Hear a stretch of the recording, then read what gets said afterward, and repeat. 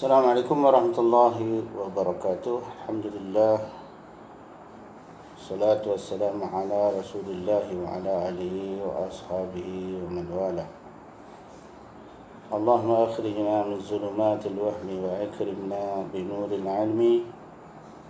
وافتح علينا بمعرفة الفهم وزين لنا بالعلم واجعلنا من الذين يستمعون القول ويتبعون أحسنه.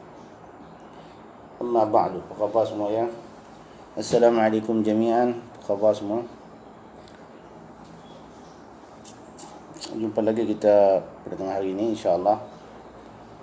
Jadi sementara kita menunggu apa juga perkara yang akan dilontarkan oleh saudara-saudara rakan-rakan kita.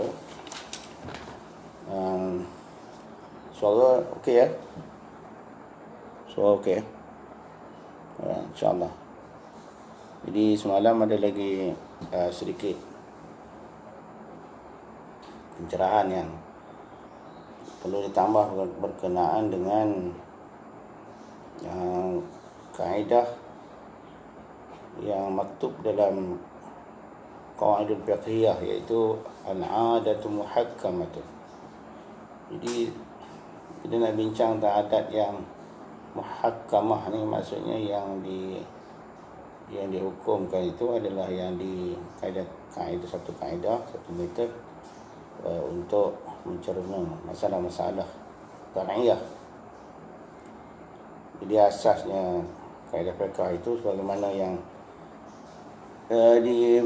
disebut oleh Imam Suyuti di dalam Al-Ashbah wa Nadhair beliau.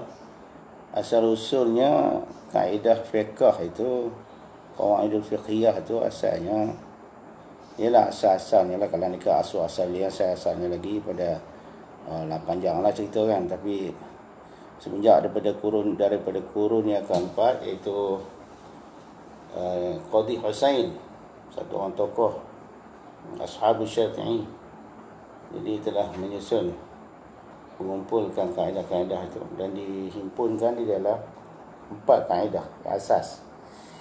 Al-yaqinu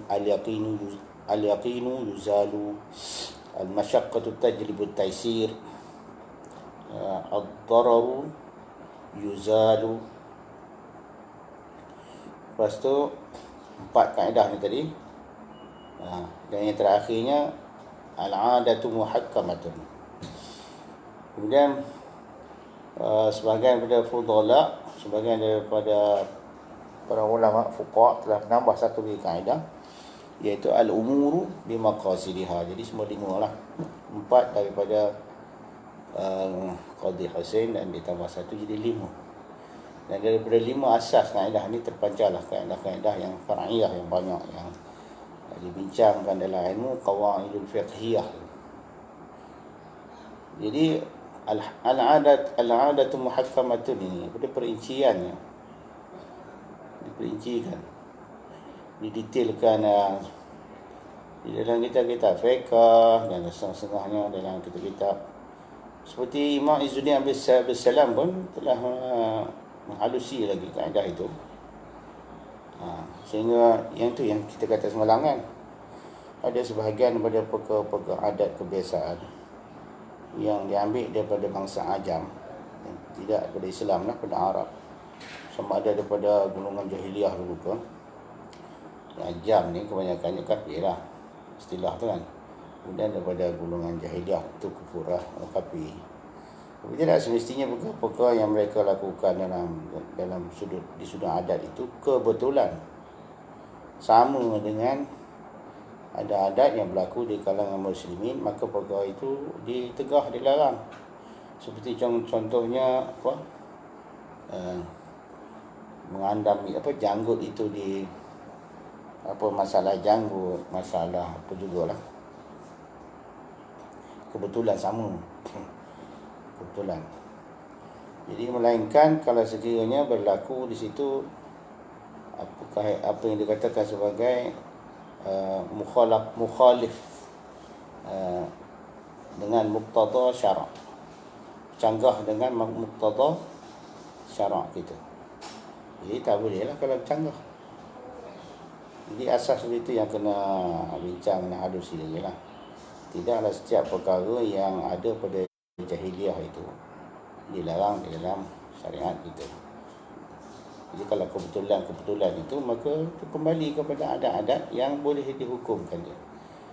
Dan tentulah di situ berdasarkan sebagaimana yang kita sebut semalam, ala umuru bimaqasidiha, dengan maksud dia. Tengok niat lah. Baik, Assalamualaikum. Waalaikumsalam. Apa khabar Ustaz semua? Muhammad Hamka, Abu Syahid. Assalamualaikum. Waalaikumsalam. Muhammad Daniel. Alhamdulillah kalian. Terima kasih. InsyaAllah Zulkarnain, Mustafa. Assalamualaikum. Syahlam, Masya Allah. Khabar Zulkarnain ya. Waalaikumsalam. Abdul Rahman. Tuan Imam kita ya, daripada Pasir Mas Al-Kalantani, Ustaz Abdul Rahman, Ustaz Man kita. Sihat Ustaz ya? Alhamdulillah. Muhammad Nasir, Ustaz Nasir, Alhamdulillah. Apa pandangan Syekh berkenaan imam baca panjang? Maknanya tambah lagi dalam doa kunut. Ada yang kata makruh dan ada yang kata harus. Terima kasih Syekh. Kalau sekiranya ada warid dia, tak apa lah. Tak makruh apa, tak ada khilaf ulama, tak ada makruh. Kalau sekiranya ada warid pada hadis dia kan, seperti macam mana orang baca doa kunut nazilah tu, ada warid pada hadis Nabi juga, daripada mana-mana kan, daripada hadis Nabi lah waridnya tu maksudnya, Quran ke hadis Nabi boleh ya, tak ada makruh apa. Tambah kalau kunut nazilah ni banyak warid dia, riwayat dia banyak kan. Ini ambil mana satu boleh je kita baca, boleh. Cumanya kalau sekiranya tidak ada warid, kunut-kunut yang kita reka sendiri, tak ada pun dalam hadis apa semua, yang itu ada masalah.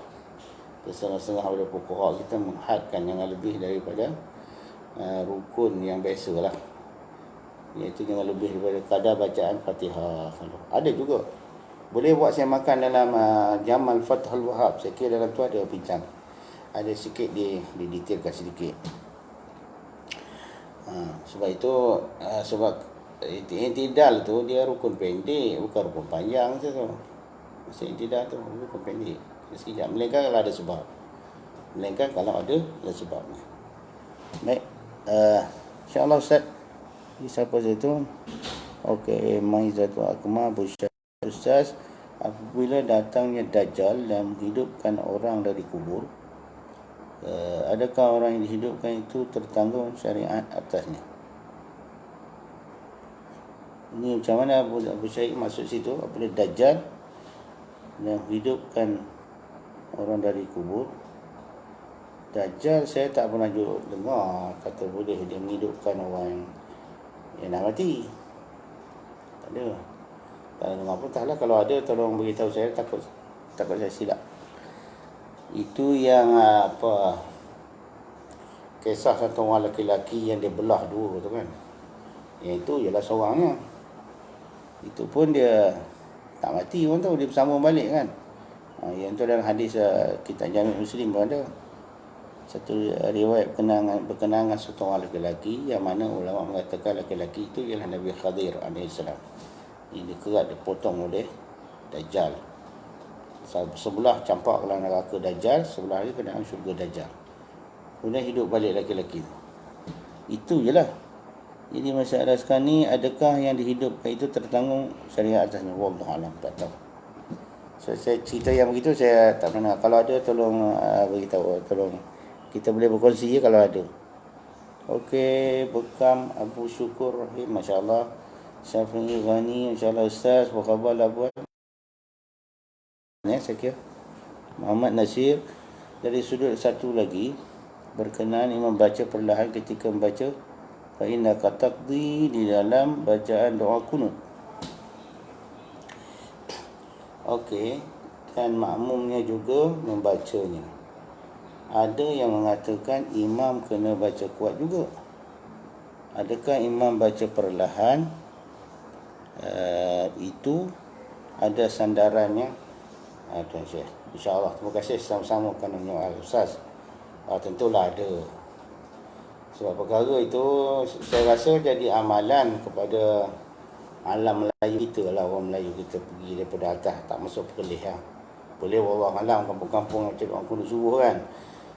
Jadi kalau daripada sana, pada Kota Sanglang apa semua tu sampailah ke Sabah. Negara kita kan yang berkunut subuh, rasanya majoritinya memang kebanyakannya daripada dulu, bukan baru lagi.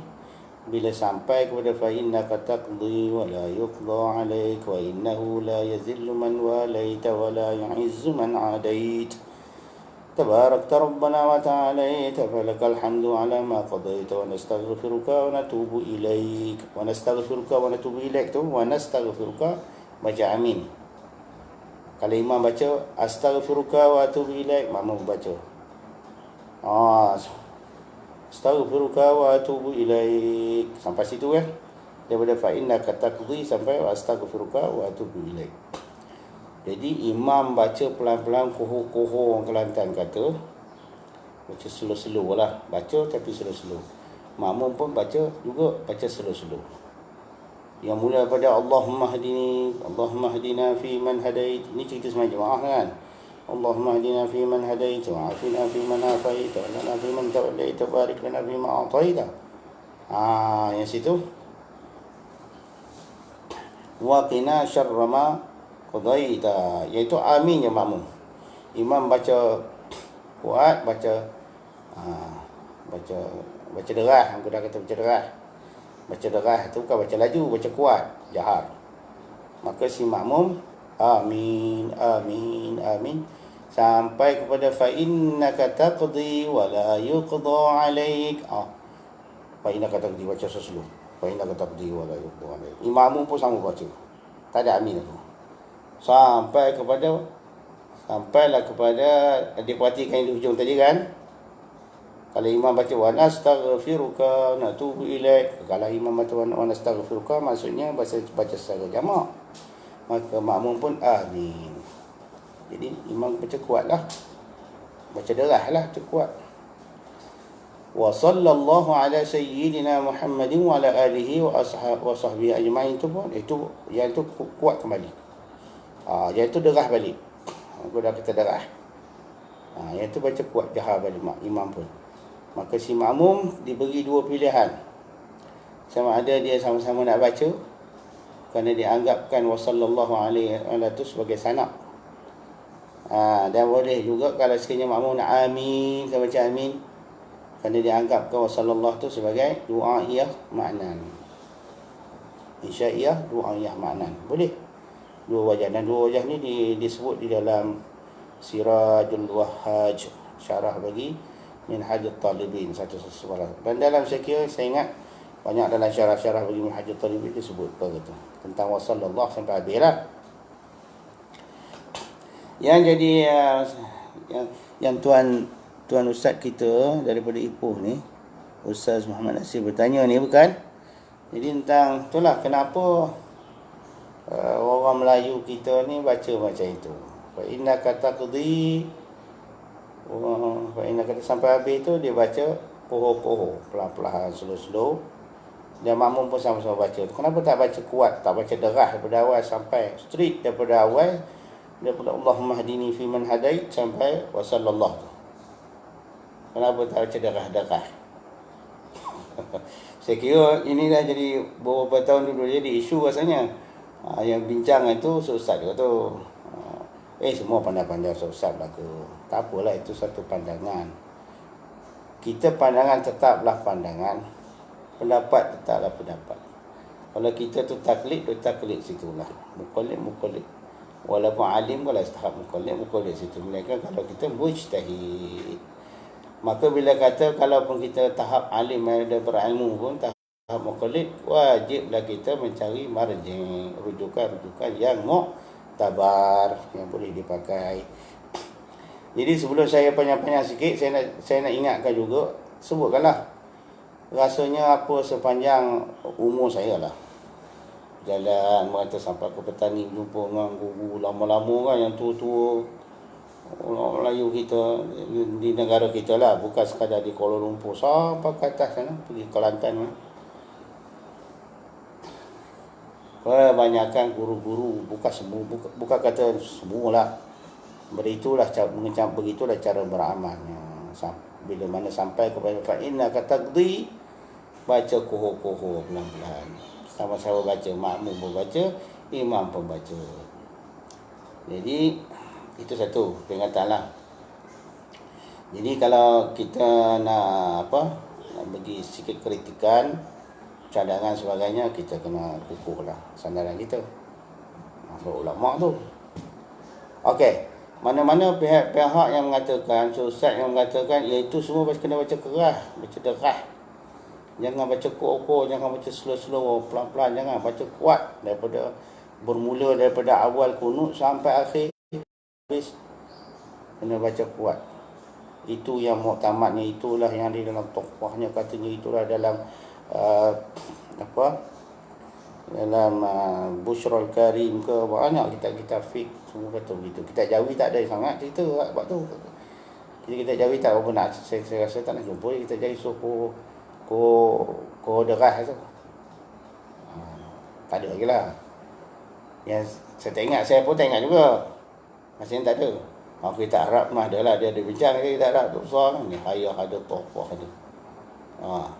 Dalam Bushrul Karim pun ada. Dalam Asnal Matalib pun ada. Saya baca juga artikel Ustaz yang buat kritikan tentang tu, saya baca. Alhamdulillah. Terima kasih Ustaz yang kemukakan pendapat yang begitu, pandangan yang begitu. Dan yang tu pun betul, itu muktamad. Nak kata apa, memang ada dalam tohfah. Dalam Bushrul Karim. Siapa tak tahu Bushrul Karim, kitab Masailul Ta'lim tu kan, karangan ulama Yaman. Masya Allah. Betul. Ni kalau nak baca keras-keras itu, tapi cuma je nak ingatkan, janganlah keras-keras tu sampai orang kata rebus tampuk nak gigit pun gigi patah, jangan macam itu. Ini ulama ni, tuan guru itu ni. Kan? Ini sebenarnya yang saya jumpa ada juga di dalam satu qaul dalam kitab Nihayatul Muhtaj. Boleh buat semakan dalam Nihayatul Muhtaj. Di situ boleh lihat di sana lah. Rasanya dalam juzuk awal je tu. Juzuk awal je. Nihayatul Muhtaj berkenaan dengan bacaan doa kunut. Di situ ada yahtamil. Yahtamil yang disebut oleh Imam Ramli. Bukan Syihabur Ramli. Kalau Syihabur Ramli tu dia suku je hak banyak-banyak tu. Ramai yang kata kena baca derah-derah tu kan.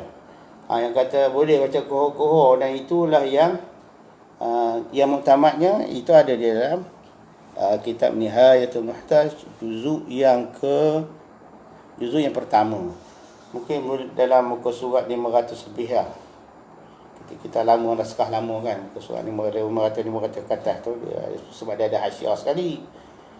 Jadi kata Syekh Ibn Hajar, kata Ramli, dia kata wayahtamil al-jahru bihi, wayahtamilu al-jahru bihi.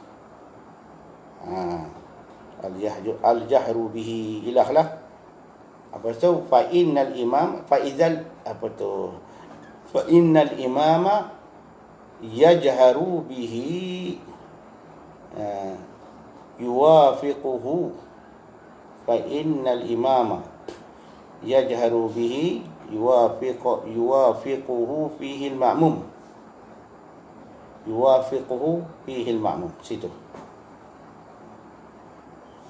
Dan rasanya dalam tu dia ada sebut itulah yang kuatnya tu. Itu yang kuatnya. Okey.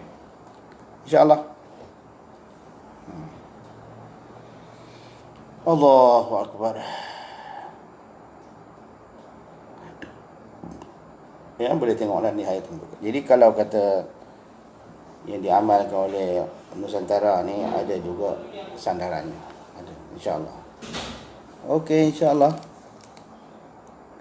Okey, Masya Allah.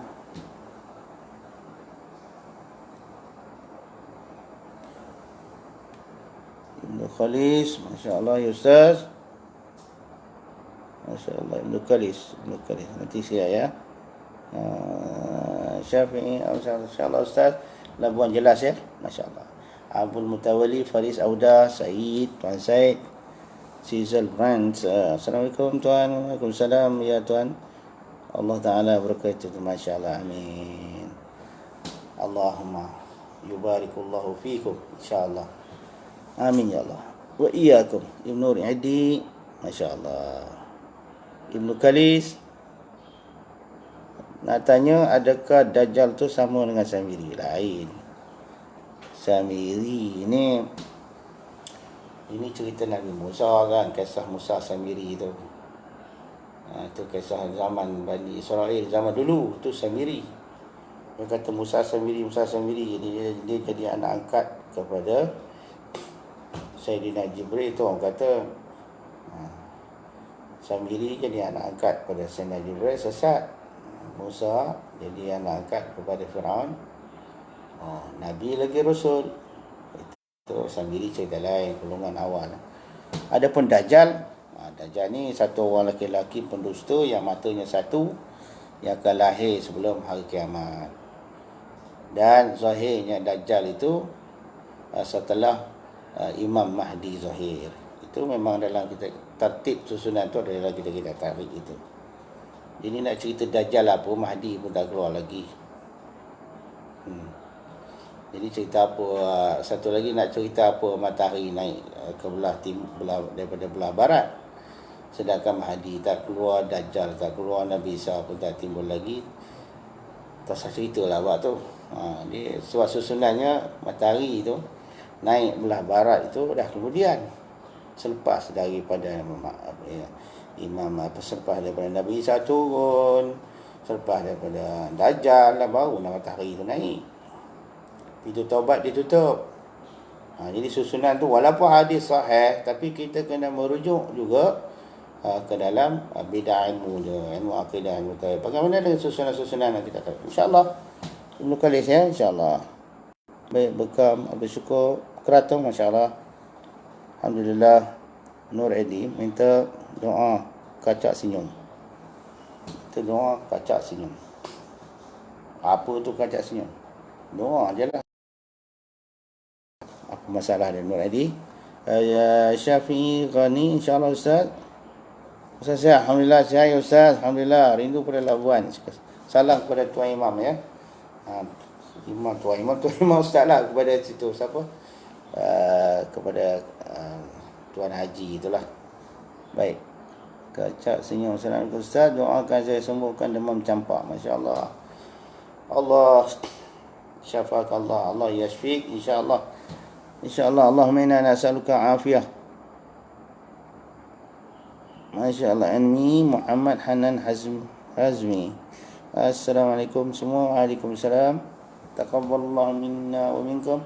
Minna wa minkum taqabbal ya karim. Ibnu Kalis, ada perbezaan tak Syekh huraian fiqh dalam syarah sahih Muslim, Imam Nawawi dan kitab fiqh dia yang lain, ada ta'arud atau tidak? Kadang-kadang ada ta'arud, kadang-kadang.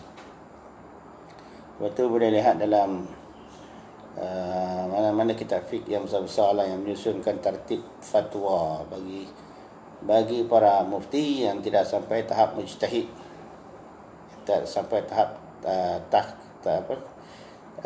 tarjih tu kan, tak sampai tahap tarjih. Dan jadi kena ikut susunan tu lah. Dalam yang Anatul Talibin pun saya kira ada dalam juzuk yang Qatimah dia tu disusun gitu. Ataupun mana-mana kitab-kitab mustalahat fiqh, dalam tu semua disusun. Kitab-kitab Imam Nawawi yang mana ditakdimkan, yang mana ditakhirkan, yang mana didahulukan, mana yang dikemudiankan. Kadang-kadang ada perbezaan. Jadi kalau ada beza tu tengok yang mana satu. Tapi sudah memadai dengan yang di bawah seperti Tuhfah dan Nihayah dan yang setara martabat. Kalau kita pergi masuk mengharungi kitab Nawawi, kadang-kadang ada kekeliruan juga. Sebab fungsi Tuhfah, Nihayah, Mughni, Muhtaj itu adalah mengumpulkan semua qaul-qaul mu'tamad yang telah dikumpul, diriwayatkan daripada Imam Nawawi dalam kitab-kitab beliau. Dan daripada Nawawi dan Rafi'i. Jadi kalau kita baca, kita semak Tuhfah, Nihayah, Mughni Muhtaj, dan dalam tu semua sudah memadai. Jadi kalau kita lepas yang ini, biasanya lepas yang sana. Takut tak lepas yang ini, tak lepas Tuhfah, Nihayah. Tuhfah, Nihayah pun ibaratnya kita tak boleh nak lepas, nak faham. Mughni betul ni nak faham. Betul kita nak pergi harung apa yang lautan yang lagi luas. Nawawi itu dulu luas lagi tu. Jadi kacau lah. InsyaAllah. Baik, terima kasih bertanya Ibnu Khalis ni. InsyaAllah nampaknya saudara kita Ibnu Khalis ni berminat untuk jadi mufti. InsyaAllah mudah-mudahan kita doakan beliau. Muhammad Hanan Hazim, Sabilul Muhtadin, dalam Sabilul Muhtadin. Okey. Apa tu Ustaz Muhammad Hanan? Masya Allah. Teruskanlah. Apa dalam Sabilul Muhtadin tu apa dia? Apa yang saya cakap juga? Okey, Hadi Husaini. Hadi Husaini Salam Syekh Kuala Ketil Jelas. Alhamdulillah. Kedah, apa khabar Kedah semua? Kedah, Alhamdulillah, negara Kedah. Negeri yang diberkati. Pondok tampil, Masya Allah, Syafi'i. Ustaz, Alhamdulillah. Hanafi Khalis Abdul Abzal. Masya Allah, Ustaz Hanafi, apa khabar Mersing semua? Doakan saya, insya Allah sekali. Masya Allah. Allahumma ja'alna minasyakirin wal hamidin birahmatika ya arhamar rahimin ya Ustaz. Masya Allah, kita berdoakan bersama. Muhammad Hanan Hazim. Baik, Muhammad Hanan, Masya Allah. Boleh tak beramal dengan kau dalam mazhab lain untuk diri sendiri atau nak guna kau dhaif dalam mazhab kita? Dahulukan mazhab kita dulu daripada mazhab lain. Dahulukan mazhab kita. Itu cara dia lah, tertib dia. Dia orang ami, idza apa ni? Kalau dalam adat talibin dan adat talibin ada situ. Ada peraturan dia. Idza tamassaka al-ami bi madhhabin muayyanin lazimahu muwafaqatuhu. Apabila orang ami ni orang pandai. Dia manusia ni terbagi, kan nisbah pada ilmu terbagi pada 3 martabat. Ada martabat awam, dan yang pertengahan sikit, naik kata sikit martabat ami, ustaz, guru, muallim, syekh, maulana. Tapi yang tak sampai tahap ijtihad. Kalau naik kata lagi mujtahid lah. Kalau panggil martabat khawas. Khawas, ami dan awam.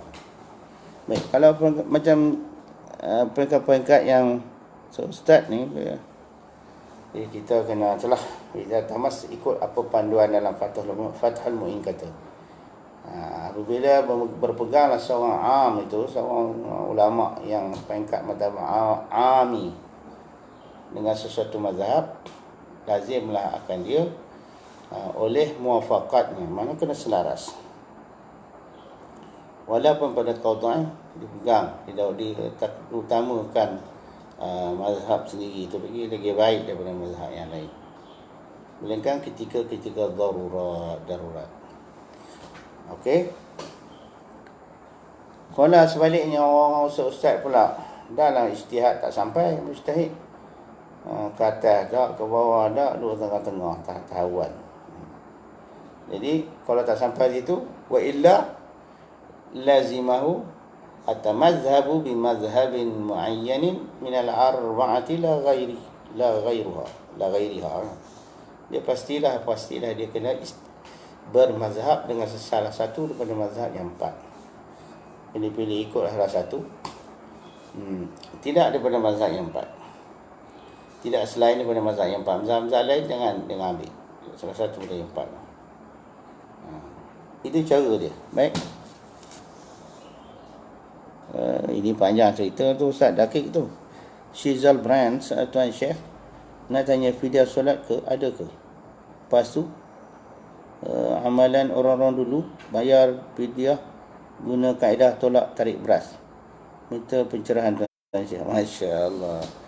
Ini orang dulu ni orang pondok lah tu. Fidyah semayang ni untuk orang yang dah mati. Orang dah meninggal dunia, jangan pula sekali-kali dibayarkan bagi orang yang hidup. Lu hidup sehat, segar bergar, suruh bayar fidyah.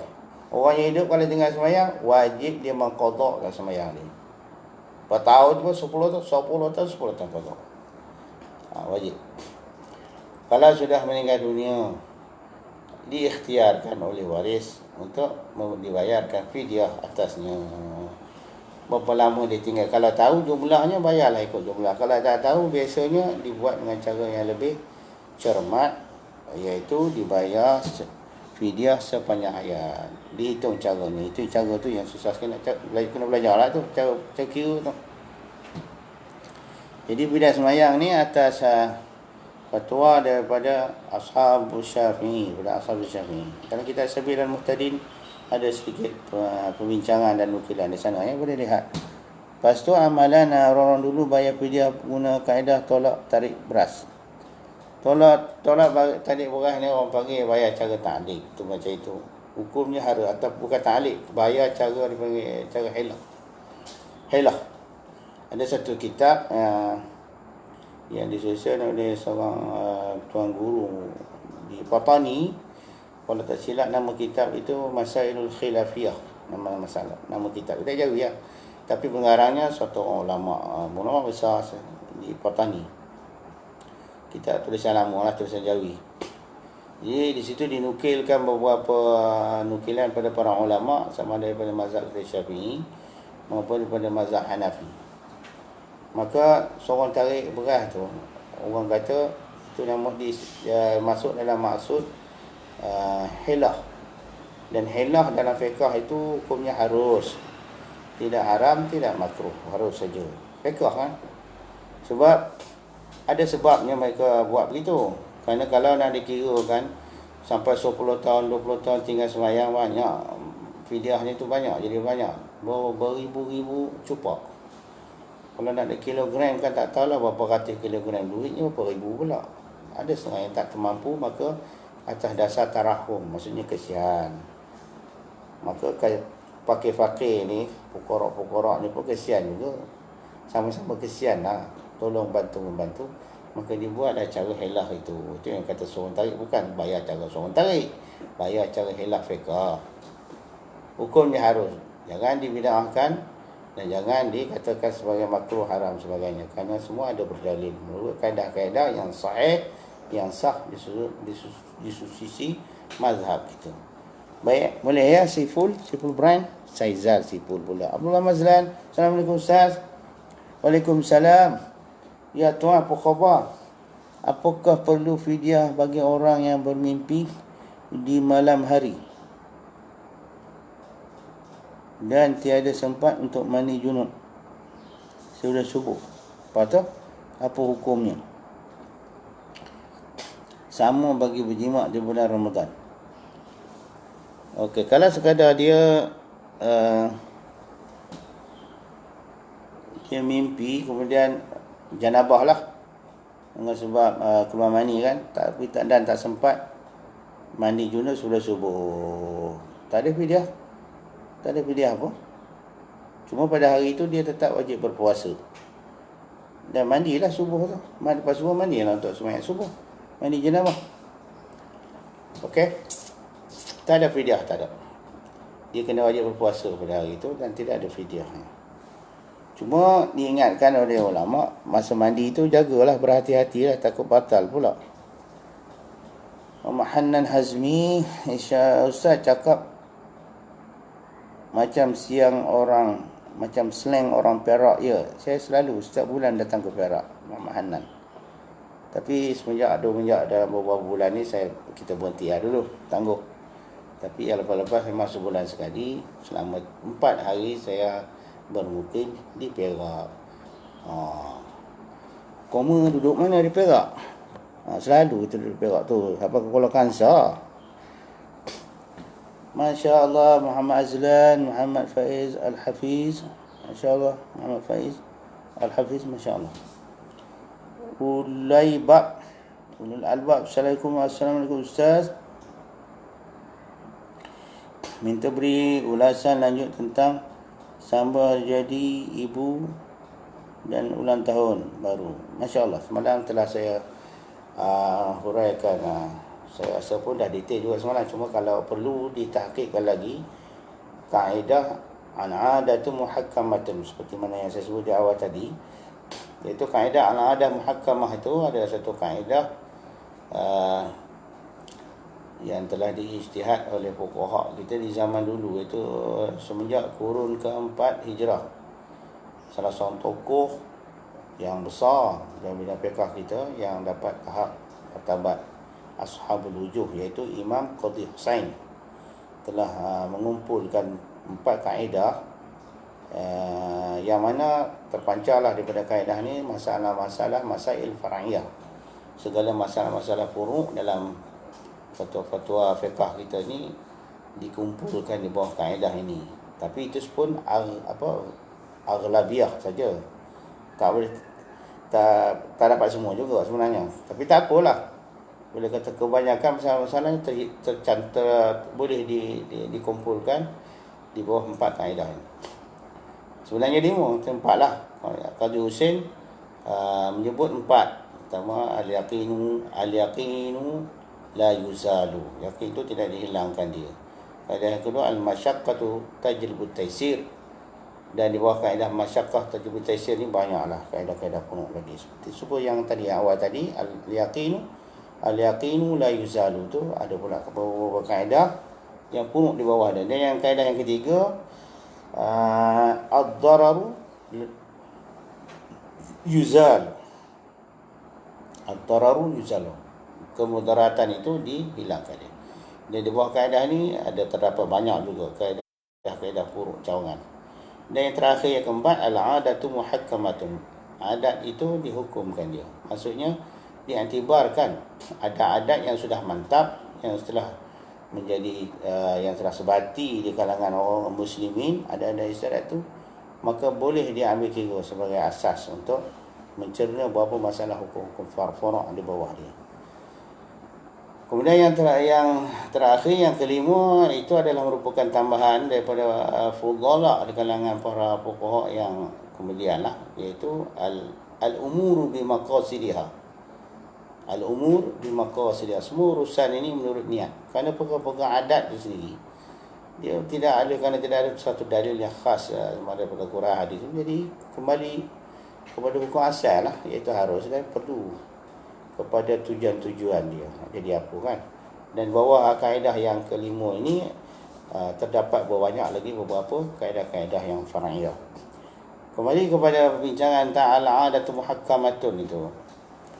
Kalau dihubung kaitkan dengan 3 perkara tadi kan, tentang birthday, tentang sambutan hari jadi, dan sambutan awal tahun Masihi, bukan awal tahun Hijrah, awal tahun Masihi.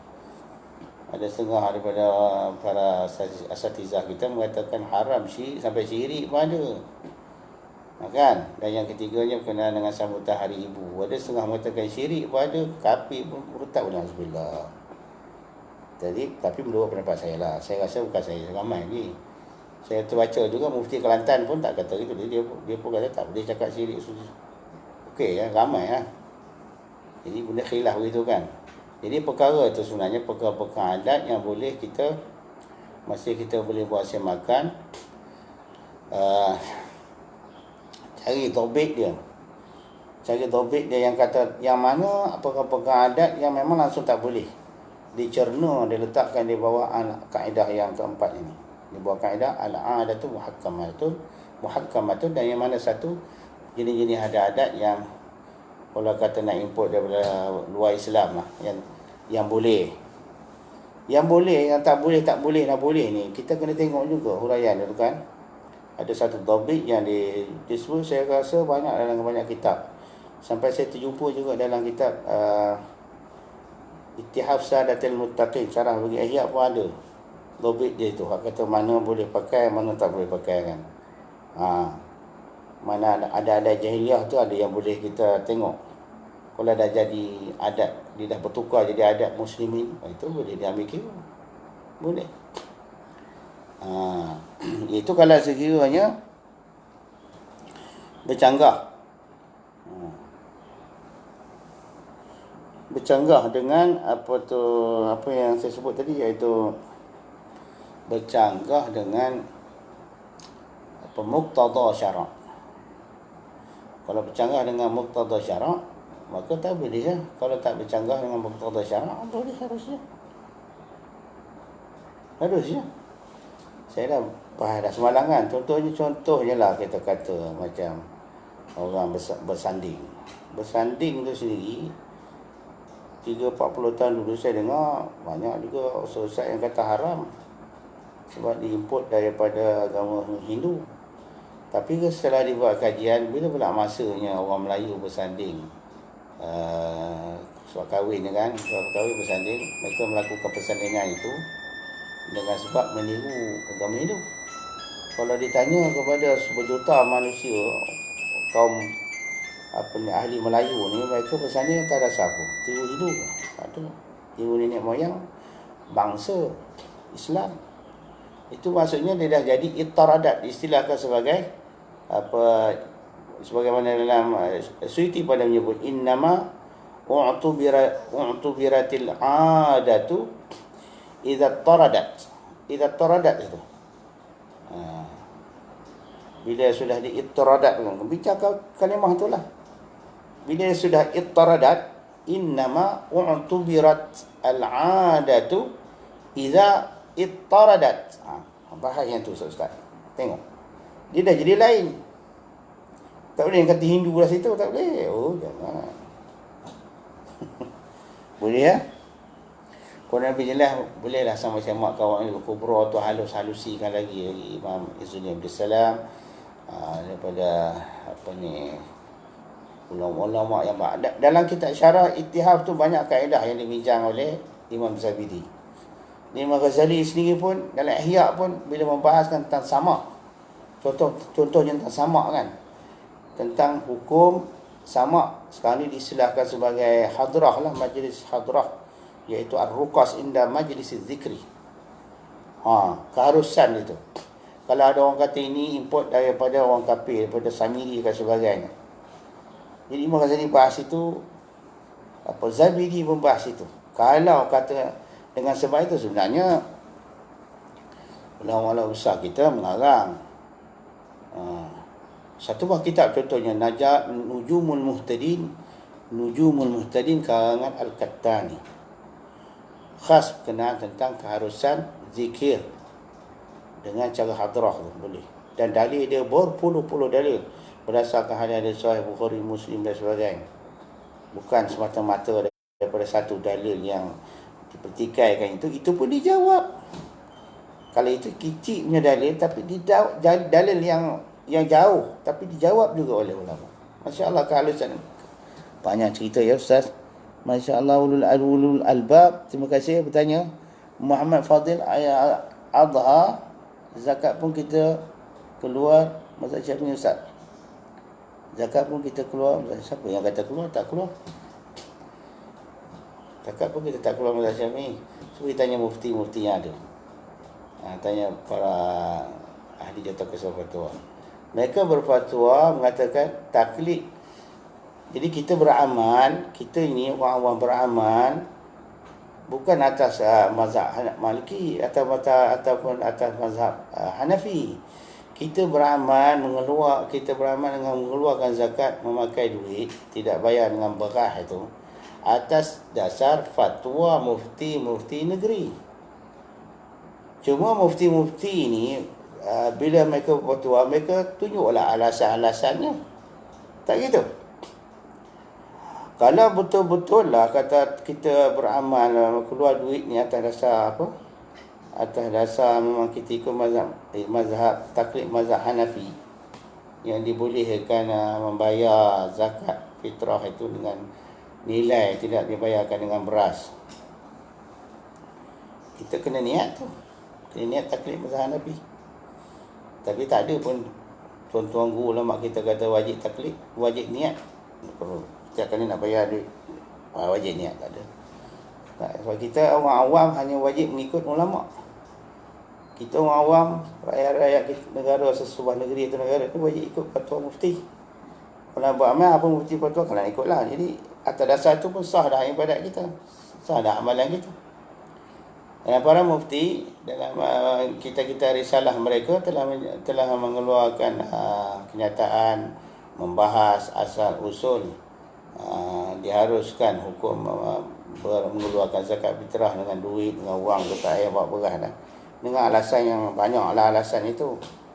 Antaranya kalau pakai duit ni jadi banyak perkara yang masyakkah ni, banyak sangat. Kalau pakai beras kan, kalau pakai dengan duit lagi senang. Banyaklah alasannya, banyak yang munasabah. Dan mereka sendiri berfatwa begitu kerana atas dasar kebenaran yang memang telah diberi. Di dalam fiqh kita Syafi'i sendiri pun, kalau sekiranya berlaku masyakkah, boleh diamalkan atau dipertuakan dengan kaul-kaul yang dhaif atau kaul-kaul yang luar daripada mazhab, selagi mana mazhab muktabar. Kita Syafi'i ambil Hanafi, tapi itu kerja mufti ya. Itu kerja mufti. Boleh ya saya jawab sekadar tu boleh? Okey. Nur Edi, Assalamualaikum Syekh, gangguan jin ada tak dalam bulan puasa? Kalau nak kata ada lah. Kalau nak kata tak ada lah. Dia jin ni kita jangan peduli ke dia. Kita ambil tahu berat tentang penyakit, kita jadi sakit lagi. Jangan ambil berat sangat, terlalu mention, sangat terlalu bagi tumpuan pada sakit. Bagi tumpuan pada penawar. Jangan cerita sakit, cerita penawar sudah. Khair hidayat, Masya Allah. Nur Edi, contoh sihir atau santau atau guna-guna, pergi cari orang yang pandai berubat lah. Masya Allah ya. Muhammad Firdaus Muhammad Terinazi, Assalamualaikum. Waalaikumsalam. Ya Muhammad, kalau ikut biopidiah ni, seeloknya berapa anggaran? Ataupun dalam cupak tu berapa? Pidiah apa? Pidiah semayang. Sama je pidiah semayang. Pidiah puasa secupak, satu mud Baghdad. Jadi kalau dikirakan 4 kati 12 tahil, 4 kati 12 tahil itu tukarlah kepada kilogram dengan gram kan. Tukar-tukar. Jadi secupak tu nak lebih kurang dalam 700 lebih gram je. 700 lebih gram, tak sampai sekilo. Biasanya dia bayar 800 gram. Dan terbaiknya sekilo lah. 1 kilo. Tapi 1 kilo tu banyak, tu dah lebih lah. Tapi bayar lebih tak apa. Kerana satu gantang Baghdad dalam 3 kilo. Begitu je. Boleh ya kalau gitu. Kelas cupak tu berdalam 800. Jangan kurang daripada 800 lah. Dia sebab 700 dalam 750 gram begitulah. Itu yang saya ingat masa saya cuba kira dulu. Baghdad. Kerana 7 gantang Baghdad itu bersamaan kiraan ulama tahun 50-an, 60-an. Semasa masih kita menggunakan kiraan British kati dan tahil. Jadi 1 gantang Baghdad sama dengan 4 kati 12 tahil. Tukarkanlah kepada kilo. 1 kilo 600, 1 kati 600 gram. Bagikanlah, itu punca daripada skil tu boleh buat kiraan lah. Kemudian 1 kati 16 tahil. Mana 16 tahil sama dengan 1 kati. 16 tahil sama dengan 600 gram. Kira sendiri. Jadi saya buat kira itu lebih kurang dalam 700 gram lebih ya. Tapi jangan kurang daripada 800 gram.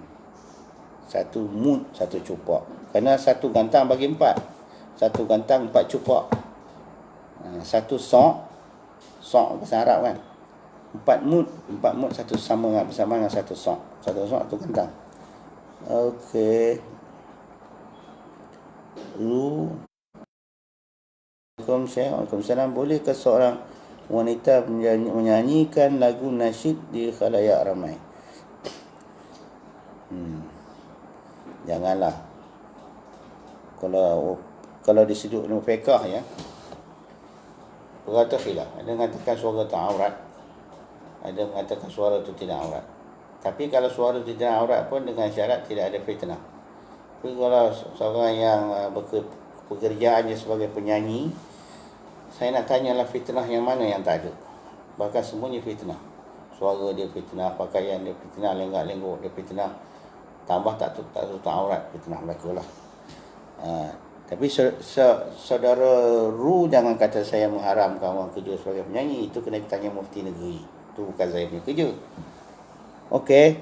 Jadi masalah menasyid ni elok dihindari. Kalau nak menasyid di kalangan orang ramai itu maksudnya kalangan para makcik-makcik, mak-tok, saudari-saudari yang satu bangsa ya bolehlah. Jangan pula ada. Tapi kalau kebetulan terdengar oleh saudara-saudara, itu kebetulan jadi tak ada masalah lah. Tidak mutlak menyanyi itu dilarang bagi orang perempuan, boleh. Tengok keadaan. Supaya saya cerita tadi, beradat tadi kan. Bersanding tu. Bersanding tu yang ulama betul-betul tak bagi. Dia kalau haram pun haram yang berkait. Kaitkan dengan tidak bertaurat, dengan tabarruj, berjangak dengan suami sendiri, dia tak ada pun begicu-gicu. Tapi kalau dengan orang lain, itu tak boleh. Itu masalah lain lah. Bukan soal bersanding itu sendiri. Okey. Kemudian bersanding ni pun dah kebetulan sebut-sebut pilih sampai habis-habis. Saya kan macam-macam pula. Kan?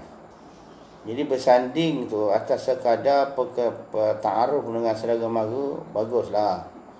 Saya tengok orang-orang alim zaman dulu pun bersanding ya, masa demo tu kahwin pun. Kalau tak tengok, pergi kaji sendirilah gambar-gambar demo tu hak lama-lama. So ustaz tu balik bersanding je. Untuk perkenalan dengan keluarga mara, apa nak masalahnya atas niat tu? Masalah tabarruj, masalah lain. Ini berkenaan dengan saudara mara. Lagi kan lalu tak berkenaan ni siapa? Dah saudara lah. Baik, Abdul Aziz, Abdul Hadi. Assalamualaikum Waalaikumsalam Abdul Hadi. Dalam keadaan mana yang membolehkan kita sujud sejadah masa kita baca Quran? Boleh je. Kalau baca Quran, baca surah Sajdah yang 14 itu, 14 surah. Dalam salah satu daripada 14 surah ada ayat Sajdah di situ kan, maka diharuskan kita bersujud di dalam semayang. Tetapi jangan berniat untuk sujud sajdah. Baca surah Sajdah jangan dengan tujuan untuk niat baca ni untuk dapatkan sujud sajdah dalam semayang. Melainkan pada semayang subuh hari Jumaat sahaja. Subuh hari Jumaat sahaja. Iaitu kalau kita baca surah Sajdah walaupun dengan niat untuk sujud sajdah, hukumnya harus boleh. Dan memang disunnahkan Nabi memang muwazzabah. Nabi selalu bersujud sajdah pada sembahyang subuh hari Jumaat. Adapun sembahyang yang lain seperti sembahyang Zuhur, sembahyang Asar, kita baca secara sajdah, tak kira lah sirran atau jahran. Lepas tu dengan tujuan untuk niat sujud, batal sembahyang. Dalam kitab Sabil al-Muhtadi mengatakan batal juga sebab dia tidak masyru'. Itu bukan waktu yang disuruh, bukan tempat dia untuk bersujud. Tapi kalau dengan niat, sebab tu kalau dengan niat untuk bersujud, batal sembahyang. Boleh membatalkan sembahyang.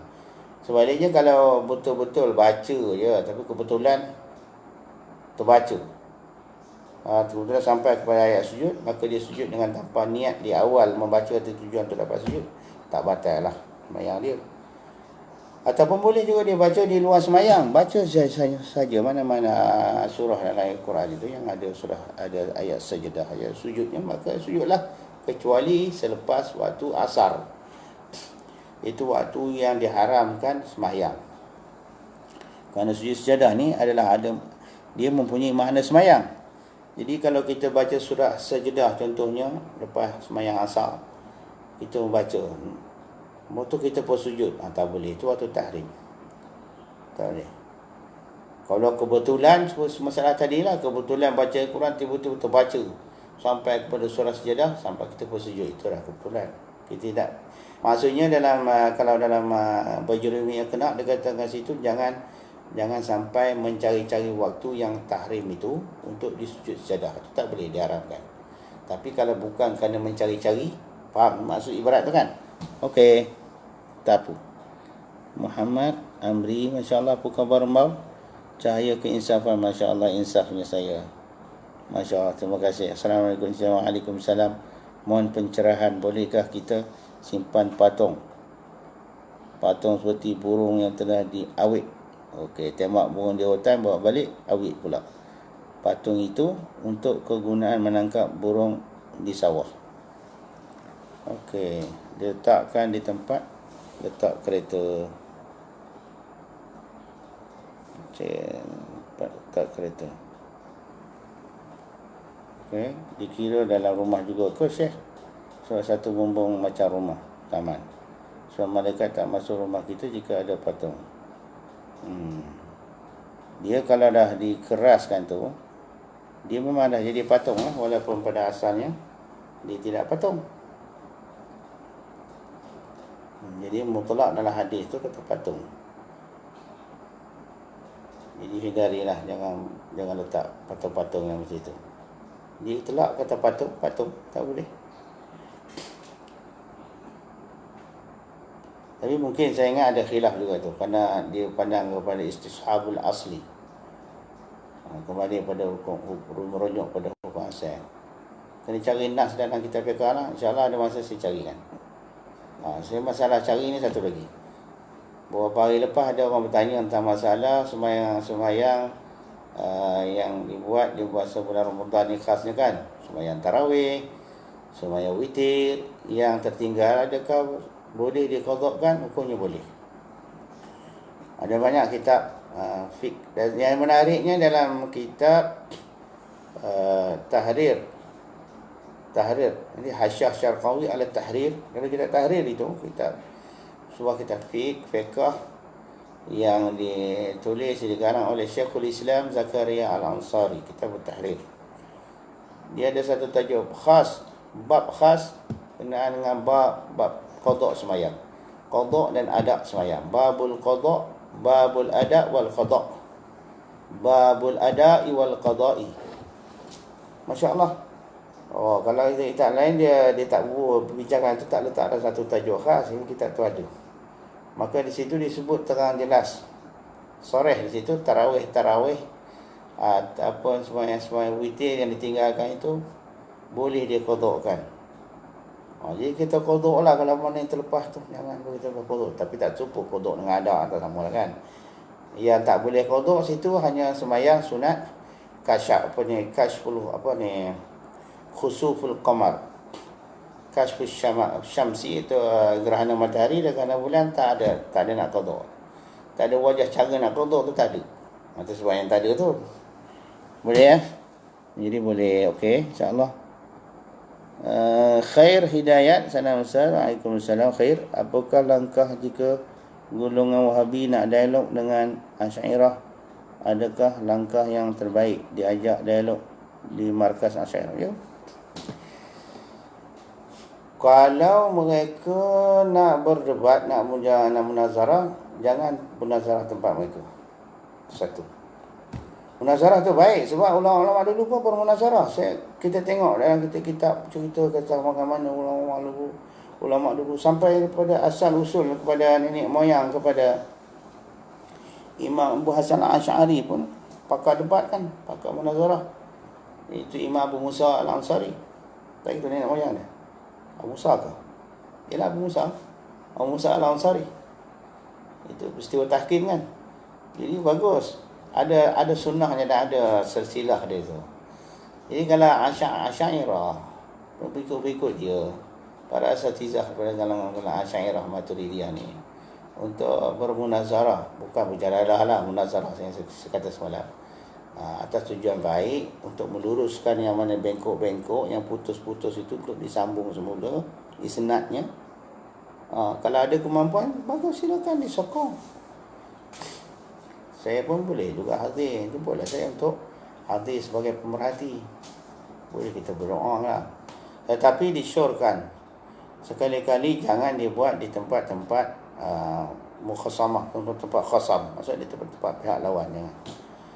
Jangan, di situ bermasalah. Dan yang kedua, pengurus pengatur program munazarah itu jangan sekali-kali daripada kalangan mereka mukhasam kita. Kalau tidak mahu daripada kalangan Asy'ariyah sendiri, pengikut Asy'ariyah sendiri, cari golongan-golongan yang natural daripada pihak-pihak berkuasa tempatan ke, daripada mana-mana lah, yang mereka tidak menyebelahi mana-mana pihak, yang bagi mereka jadi pengatur. Tapi mesti buat di tempat, bukan tempat mereka, selain tak di tempat kita pun tak apa, di tempat-tempat yang Pak awam pun boleh, tapi jangan di tempat mata. Okey, insya-Allah. Mudah-mudahan dimakbulkan Tuhan, insya-Allah. Syafi'i Ikhwani, insya-Allah Ustaz. Mohon pencerahan Ustaz berkenaan ta'alluq dalam perbahasan sifat ma'ani. Ta'alluq talabu amrin zaidan. Talabu sifatin amran zaidan ba'da qiyamiha 'ala zat. Al-Qamakal itu ta'arif yang biasalah, yang kalau dalam kitab Jawi disebut sifat itu, iaitu semua sifat-sifat ma'ani.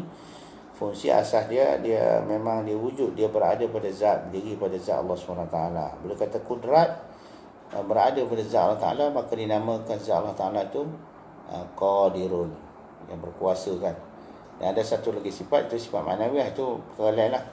Sifat ma'nawiyah tidak mempunyai ta'alluq, yang bertakluk hanya sifat ma'ani saja, yang khusus dibincang dalam mazhab Ahlussunnah kita ni ialah 7 sifat. Bukan makna yang lain-lain tu tak. Kalau selagi mana ma'ani adalah, cuma 7 sifat ini kan. Baik. Jadi maksud takluk itu ialah satu perkara yang merupakan dipanggil, yang merupakan satu tambahan selain daripada fungsi asas dia berada pada zat. Sifat ma'ani itu berada pada zat Tuhan. Kalau kata Tuhan itu bersifat kudrat, maka dikatakan namakan Tuhan itu zat Tuhan yang berkuasa. Kalau sifat iradah berada pada zat Tuhan, Tuhan itu Tuhan yang berkehendak. Dengar, mendengar, yang mendengar. Itulah seterusnya. Selain daripada itu ada satu perkara lagi. Perkara dipanggil amran zaidan, perkara tambahan tu, iaitu bergantung kepada jenis-jenis sifat itu. Kalau kudrat, perkara yang merupakan perkara tambahan dan perkara lain lagi, iaitu mentaksirkan, ijadul mungkin atau yang adamuhu, menciptakan segala makhluk, segala mungkin, atau meniadakan dia. Jadi menciptakan itu satu perkara lain yang berasingan. Dia bukan berasingan, dia merupakan tambahan selain daripada fungsi asas sifat itu. Ada satu perkara lain. Kalau perkara yang begitu, sifat-sifat yang jenis begitu, dikatakan itulah perkara yang tambahan itu, yang lebih itu dikatakan ta'alluq lah. Ta'alluq gitu. Kudrat, nama ta'alluqnya ijad. Iradah apa? Iradah apa ni?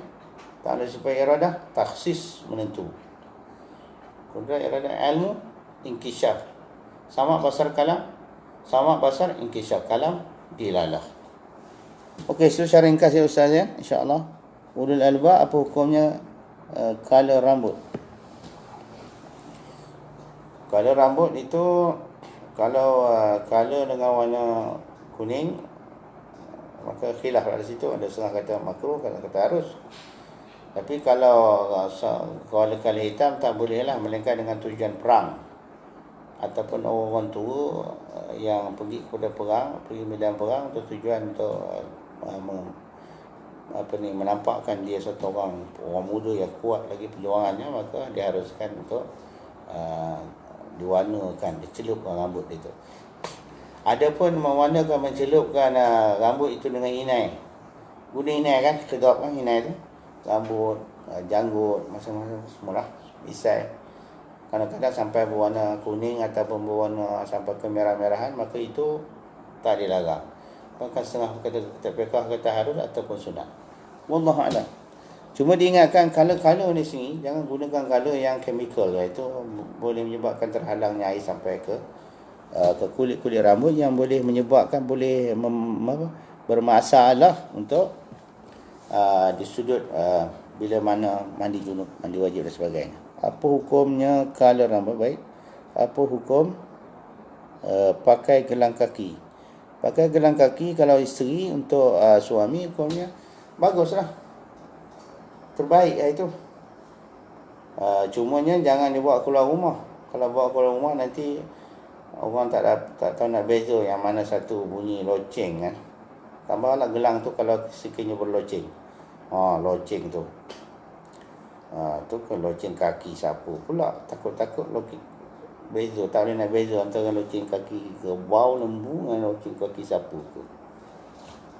Jadi loceng ni tak di-show kalau Tapi kalau untuk kanak-kanak boleh je, loceng kanan, loceng tangan, loceng kaki harus. Baik. Muhammad Taufik Al-Qadaya, apa khabar Ustaz? Muhammad Syafawi, Masya Allah. Wan Saufi Sofyan, apa hukum lelaki pakai gelang tangan? Kalau ada sakit tak apalah. Kalau orang pergi haji, dia ada gelang tangan kan. Itu atas tujuan-tujuan, keperluan, adalah keharusannya. Tapi kalau tidak atas dasar itu, maka hindarilah pakai gelang tangan ni. Walaupun kerana itu merupakan perhiasan bagi perempuan, khusus alat-alat zinah bagi perempuan, maka dilarang untuk lelaki-lelaki. Kalau sekadar hajat macam jam tangan tu, kita tak boleh anggap sebagai gelang. Gelang lah, sama daripada perak. Walaupun lelaki dia haruskan pakai perak, tapi gelang tak boleh. Cincin boleh. Cincin dalil dia lain. Okey, Abu Aiman Al-Banjari, Assalamualaikum. Apa khabar? Alhamdulillah sihat. Abu Aiman, mohon pencerahan Syekh, adakah pengalaman orang-orang arifin boleh digunakan sebagai dalil atau pengalaman mereka, atau boleh kita guna sebagai motivasi diri saja? Contoh pengalaman Imam Al-Ghazali dalam menentukan malam Lailatul Qadar. Terima kasih. Bolehlah. Itu salah satu faedah disusun kalam-kalam para arifin billah yang disusun oleh ulama sufiah, oleh para ulama mu'tabar zaman dulu seperti Imam Abdul Rahman As-Sulami. Beliau mengumpulkan lebih daripada 1000 kaul. Dan begitu juga Al-Qushairi dan Risalah Qushairiyah beliau, saya kira beribu jugalah kaul-kaul pendapat, kaul-kaul yang diriwayatkan daripada golongan ahli sufiah, ahli tasawuf yang mu'tabarah, yang mu'zam mereka itu. Daripada orang-orang tasawuf, daripada kurun awal Islam, kurun yang pertama, kurun kedua, kurun ketiga, sampailah kepada kurun Imam Qushairi. Imam Qushairi kurun yang keberapa ya? Saya kira kurun keempat kot, kurun ketiga atau kurun keempat. Sebelum Imam Ghazali lagi Qushairi ni, sebelum Imam Ghazali. Imam Ghazali kurun kelima. Jadi mereka mengumpulkan maklumat-maklumat kata-kataan itu semua untuk digunakan pakai oleh orang-orang kemudian. Sebab apa? Sebab ilmu tasawuf ni dia adalah merupakan buah samarah daripada syariah itu sendiri. Kalau ada cerita buahnya baik, tentu pokoknya baik. Situnya lazim malzum. Kalau buah itu buah yang sangat manis, lazat, itulah terbit daripada pokok yang cukup baik, yang subur, daripada akar umbi yang kukuh, daripada benih yang suci, tidak lain tak bukan daripada syariah mutahhar, syariah yang maha suci dan akidah yang bersih. Dan mereka itu tokoh-tokoh yang mana dinukilkan perkataan mereka itu sebenarnya memang tokoh-tokoh yang ma'ruf, yang maklum. Nama-nama mereka itu di kurun-kurun terawal Islam. Dan di samping itu tidaklah semata-mata kalau dikata istimdad, tempat terbitnya ilmu tasawuf sufi ini semata-mata pada aqwal arifin sahaja dalam tu. Sebab tu kalau kita baca kitab Ihya contohnya, dan kitab-kitab yang lain, Kashful Mahjub contohnya, kitab Kashful Mahjub Al-Hujwairi menyusun satu kitab perbahasan tentang tasawuf yang halus, tapi berdasarkan setengah berdalil memang kebanyakannya daripada Al-Quran, hadis, al-ijma' dan nukilan-nukilan yang sahih, dan kias-kias analogi yang memang hebat. Kemudian kitab tasawuf ni, kalau orang alim lah yang baca, sepatutnya akan bertambah yakin dia lagi dengan kebenarannya sufi tasawuf. Dia tak akan berlaku sebalik, melainkan kalau ada penyakit dalam hati dia lah. Wallahu alam. Jadi kalau kita berjumpa dengan mana-mana kalam yang sahih daripada ulama-ulama yang besar ni, memang betul mereka berkata gitu, boleh je kita ikut, boleh kita beramalkan, tak apa. Di samping kita kena merujuk juga lah. Nur Iskandar, Assalamualaikum Tuan Guru. Waalaikumsalam Nur. Kalau seorang yang memang terpaksa pakai helm sentiasa, Bagaimana dengan puasa ni? Inhaler tu lah, yang tu kan. Kebanyakan ustaz kita kata batal lah. Itulah. Tapi ada seorang syekh je daripada Singapura, meninggal lah. Dalam buku beliau itu ditulis oleh murid beliau, nukilan daripada gurunya mengatakan inhaler tu tidak membatalkan puasa. Jadi kalau nur ada bermasalah yang begitu, memang hidup dengan inhaler je kan, dengan itu je kan, bolehlah pakai kaul tukut. Saya kira dalilnya pun ada juga wajahnya itu. Jadi in case nak puasa juga, tapi terbaiknya setelah selesai puasa bayarlah fidyah ataupun qadakkan dia. Qadakkan dia.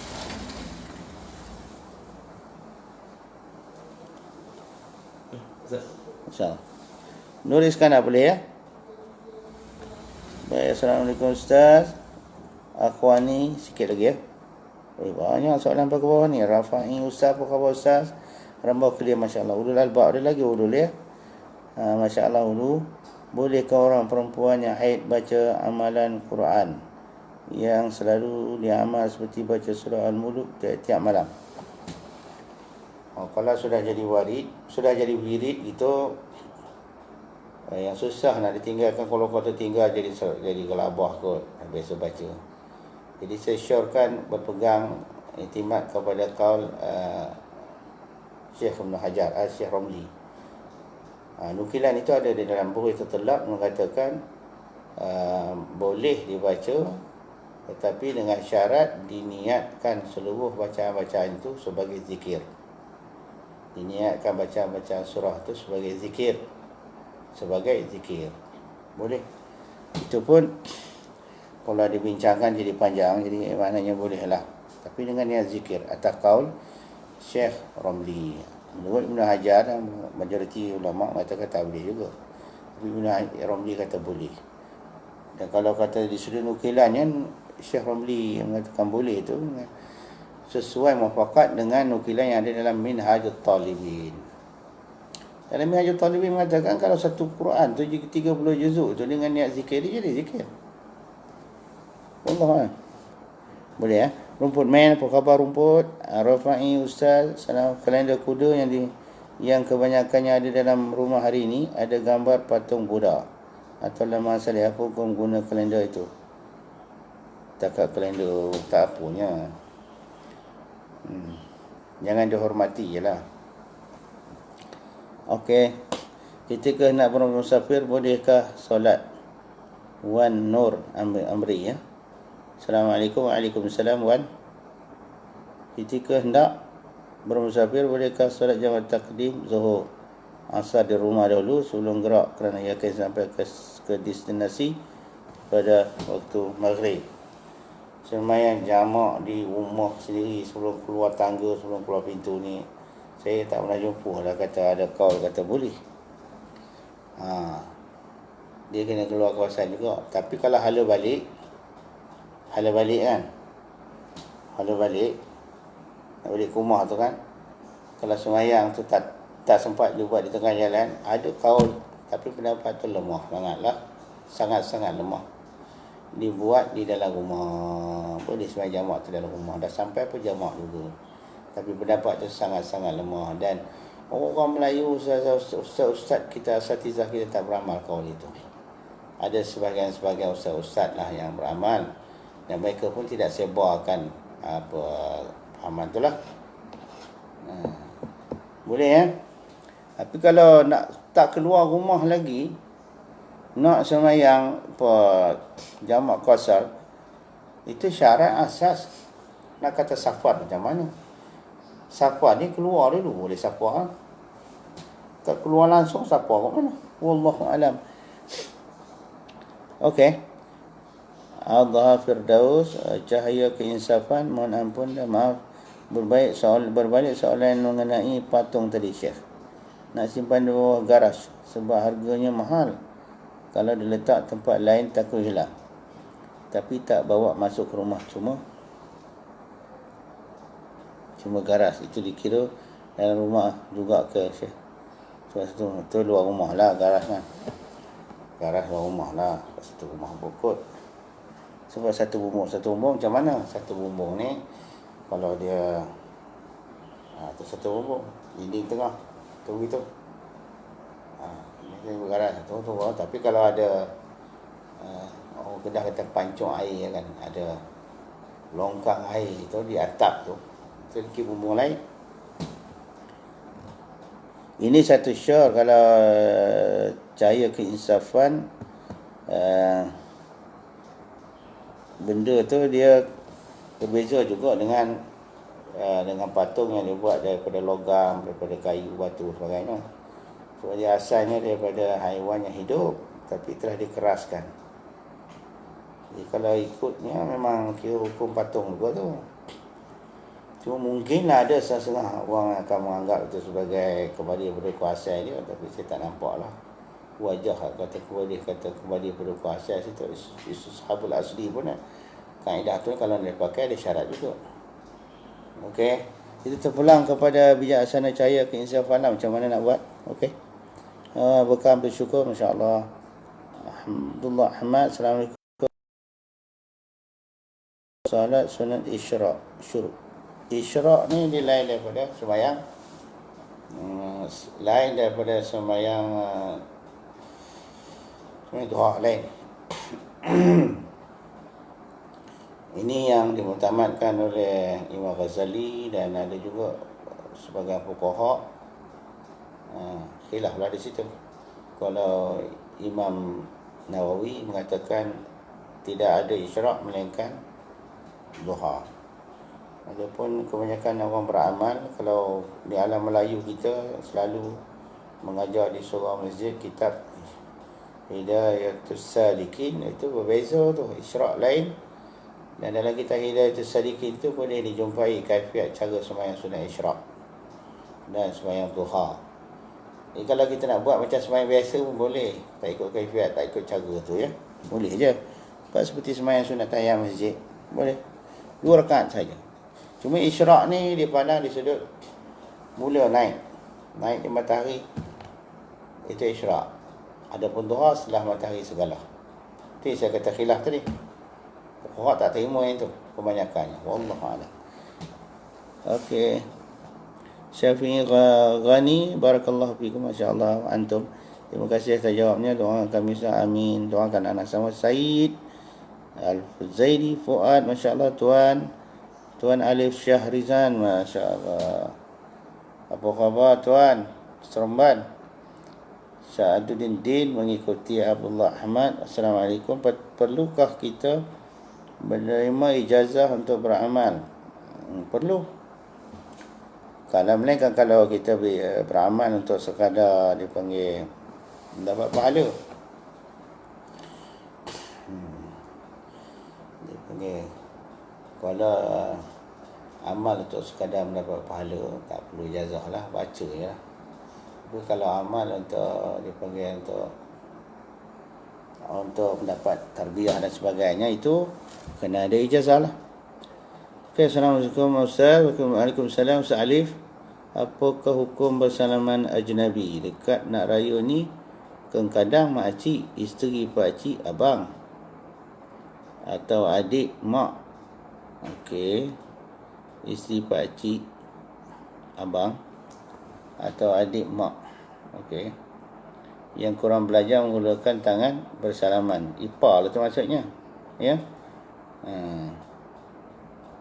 Kadang-kadang makcik, itu makcik tu siapa? Isteri pakcik. Yang mana pakcik itulah abang ataupun adik kepada mak kita. Jadi makcik tu dipanggil makcik sabit lah, mak saudara sabit. Yang itu bukan mahram, bukan muhrim kita. Apa hukum salam? Bersalam berlapik lah kot. Gunalah pendapat lemah tu. Saya kan kata pula ada orang sombong. Ataupun kawan-kawan yang luar mazhab kerana darurat kan. Tengah orang Arab kena pergi Mesir. Tosik Arab, anak alim tu pergi kampung. Orang kampung dia salamnya tak kira lelaki perempuan, salam Tosik hulu. Tu yang jadi isu dalam internet tu. Tosik besar Mesir, salam dengan orang perempuan. Apa cerita? Cerita bid'ah tak bid'ah, tapi salam. Jadi sebenarnya memang ada tuan. Ada tu. Kalau ustaz eloklah halusi masalah tu. Tapi bagi kita dalam Melayu jangan beramal sampai tahap itu. Mereka tidak Syafi'i. Atau ada istiadat mereka tu lain. Itu orang Melayu ni dia halus lagi. Jadi kalau nak bersalam sangat pun pelapik lah. Pelapik. Okey. Shizal Brand semohon bertanya Tuan Syekh, bagaimana dengan hukum bagi golongan yang beramal dengan zikir-zikir tertentu daripada ayat Quran bertujuan untuk kuat dan kebal. Mohon mandi, hukum mandi minyak dan mandi penimbul didasarkan bahawa bacaannya ayat Quran dan zikir. Mohon pencerahannya Tuan Syekh. Itu masalah niat yang begitu, amalan-amalan yang begitu selalunya dia kaitkan dengan alam gaib, daripada makhluk halus biasanya gitu, makhluk halus. Kalau tidak dikawal, tak dikawal oleh orang yang betul-betul mampu untuk mengawal, jadi kacabila rosak. Walaupun bacaan yang Quran, walaupun yang dia bacakan zikir-zikir yang nampak macam mana sabah, tapi ada campuran di situ. Saya tak mau dah panjang-panjang sangat, lebar-lebar tentang masalah ni. Kadang-kadang berkait dengan orang-orang yang setengah orang tu dia susah nak minum dan sensitif lah. Jadi elok hindarilah. Itu sajalah. Kenapa kita tidak pergi beramal dengan mana-mana zikir-zikir yang muktabar? Contohnya ada di dalam tarekah-tarekah muktabarah, seperti dalam setengah daripada amalan tarekah Rifa'iyah, yang mana mereka itu juga muktabar dan disahih dia, amalan-amalan mereka diakui oleh ulama. Tapi tempat kita sesuai lah. Tapi kalau nak cerita macam ni, amalan-amalan perang kata kan, berkebal semua, yang itu biasanya tidak ada campuran daripada makhluk halus tadi, insya-Allah. Tarekat Rifa'iyah contohnya, ataupun daripada sebahagian daripada amalan tarekat daripada Syaziliyah beramal situ. Kerana amalan tarekat ini dia bawa kepada karamah. Karamah dia pada Tuhan lah. Kalau jadi perkara mencari adat tu pada Tuhan. Kalau kebal tu memang Tuhan sendiri yang bagi, bukan daripada usaha-usaha begitu. Wallahu alam. Okey, Said Az-Zaidi Fuad. Jom balik jumpa Ustaz. InsyaAllah. Alif Syahrizan, apakah hukum menggantungkan gambar keluarga dan ulama di rumah atas memory? Tak apa, peringatan. Tapi disyorkan jangan terlalu banyak lah. Jangan pula dalam surau kita penuh dengan gambar ulama. Tak bagus lah. Sikit boleh lah. Nak penuh, nak banyak bawa dalam library kita. Itu tak apa lah, memang tempat dia. Apa kalau dalam surau dan ruang tetamu, sekadar hajat. Boleh ya? Itu yang saya ingat tuan-tuan guru saya dulu pun berkata begitu. Sikit tak apa, jangan banyak sangat. Dia banyak masalah dia. Muhammad Nasir, Masya Allah, terima kasih Tuan. Nurul Shah Bilah Jalaluddin, apa khabar Ustaz? Alhamdulillah. Moga Ustaz dalam afiat selalu. Amin ya rabbal alamin. Sudikan doa saya. Amin ya rabbal alamin. Amin. Allahumma inna nas'aluka al-afwa wal afiyah fid din wa dunya wa malina wa ahbabina wa zurriyatina. Amin amin ya rabbal alamin. Alif Syahrizan, masya-Allah Ustaz, adakah dengan banyak kita berbaiat tarekat dengan ramai syekh tujuan bertabaruk dikira sebagai su'ul adab? Sebab tu setengah daripada guru-guru dia mensyaratkan, itu disyaratkanlah oleh para masyayikh, semua setengah dia, bukan semua, tidak ijma' dia perkara itu. Iaitu kalau nak ambil ijazah sebagai tabarukan dengan syekh-syekh lain adalah dengan izin syekh tarbiyah beliau. Melainkan kalau beliau telah dilepaskan oleh syekh tarbiyah beliau sendiri, tetap pulang dia pada syekh dah. Itu guru dah. Betul je lah. Nak cakap-cakap lebih tak boleh. Sebab kalau saya nak bincang perkara tu, dia kena betul-betul satu sisi khas. Dia tak boleh, yang lain-lain tak boleh. Dia kena buka kitab betul. Sebab tu di Indonesia, dia ada majmuk dia sendiri, majmuk Turuqus Sufiyah Muktabarah. yang ahlinya dalam tu adalah para ulama dan ahli tarekat. Bukan tarekat saja yang tak reti apa satu. Ahli tarekat dan mereka juga adalah ulama. Jadi masing-masing buka kitab. Kalau ada dalam kitab sudah jalan. Tak ada nak kecil-mengecil, kata mengatur, lebih kurang tak ada. Itu ya. InsyaAllah ya Ustaz ya. InsyaAllah tu lebih kurang lah. Jadi bertabaruk ni tak apa sebenarnya. Kalau guru dia tak kisah, kau lah nak terdekat apa pun. Tapi mesti dengan apa-apa pun merujuk kepada saya. Itu tak apa. Itu banyak yang sampai sekarang pun saya tengok syekh-syekh yang buat begitu. Dia tak pegang murid tu betul-betul 100% seperti mana orang dulu sampai nak keluar rumah orang minta izin. Mana cerita lah. Zaman sekarang fitnah banyak lah. Orang tak faham. Itu saf ni di tarbiyah. Tarbiyah ni macam mana patah isyad tu guru dia lah nak buat. Boleh ya? Masya Allah. Adha Firdaus. Assalamualaikum. Waalaikumsalam. Adha. Moga sihat dalam sihat sentiasa. Mohon maaf bertanya, jika berlaku berlawan arahan guru. Masya Allah. Dengan ibu bapa. Tapi kedua-duanya tidak bercanggah dengan syarak. Mana satu yang perlu diutamakan. Terutama bila hati kita cenderung kepada arahan guru berbanding ibu bapa. Mohon penjelasan tuan guru. Kena tengok juga segi syarak macam mana. Dia yang boleh yang saya tahu dalam kitab. Yang kata boleh tak dengar arahan untuk orang berbapa ni kalau ibu bapa tak pergi mengaji. Masa itu ngaji fardu ain. Saya nak belajar Quran contohnya. Mak tak bagi. Jangan. Pergi juga. Itu tak apa. Itu pun kita tak boleh nak sebar luaskan juga, tak boleh. Tak boleh fitnah orang kata kita sudah ke ibu bapa. Yang lain tak ada jalan. Jalan tak ada jalan. Kalau guru pula, guru yang sampai tahap tarbiyah, dia reti tengok murid. Ini murid ni dia kasih ke mak dia, kasih ke buah guru kurang. Okey, dia akan galak akan pergi pada mak dia. Ini murid ni dia kasih pada guru dia lebih. Pada mak dia kurang. Dia suruh pergi ke mak juga. Sebab sunnahnya syariah suruh kasih ke mak tu. Mak tu kena lebih daripada segala-galanya. Habis kasih ke mak. Melainkan kalau atas nama tarbiyah, yang itu susah untuk dipahami.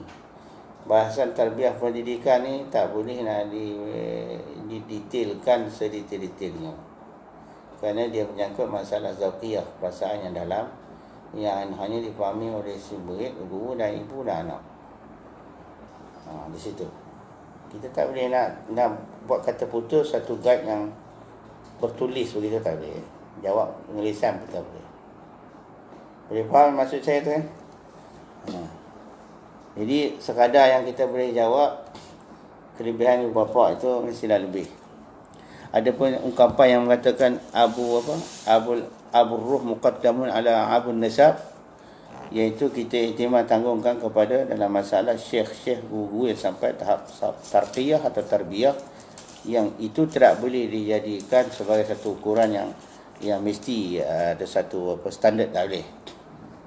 Itu dalam kes-kes tertentu saja. Seperti saya jawab hari itu, macam mana kisah bagaimana Syekh Abdul Qadir Jailani, dia mengasuh murid dia tu yang ibu dia tak setuju kan. Bapak dia tak setuju. Macam mana Syekh makan isi ni ayam, anak aku makan tulang. Tiba-tiba ini cerita keramat lah. Itu saya kata dia kes tertentu.